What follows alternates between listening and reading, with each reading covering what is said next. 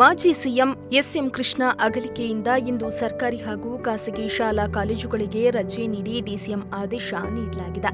ಆದರೆ ಸರ್ಕಾರದ ಆದೇಶಕ್ಕೆ ಕ್ಯಾರೆ ಮಾಡದೆ ತುಮಕೂರು ನಗರದ ಎಸ್ಎಸ್ಐಟಿ ಕಾಲೇಜಿನಲ್ಲಿ ಪ್ರಾಕ್ಟಿಕಲ್ ಎಕ್ಸಾಮ್ ಮಾಡಲಾಗ್ತಾ ಇದೆ.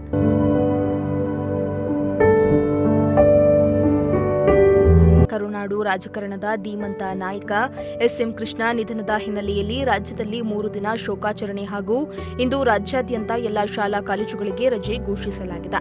ಆದರೆ ತುಮಕೂರು ನಗರದ ಗೃಹ ಸಚಿವ ಡಾ ಜಿ ಪರಮೇಶ್ವರ್ ಅವರ ಕಾಲೇಜಿನಲ್ಲಿ ಮಾತ್ರ ವಿದ್ಯಾರ್ಥಿಗಳಿಗೆ ರಜೆ ನೀಡದೆ ಪರೀಕ್ಷೆ ನಡೆಸಲಾಗ್ತಾ ಇದೆ.